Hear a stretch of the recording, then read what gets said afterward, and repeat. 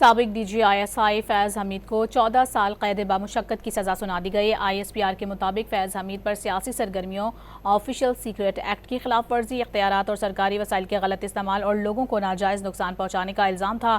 فیض حمید کو سزا Pakistan army act کے تحت سنائی گئی ہے۔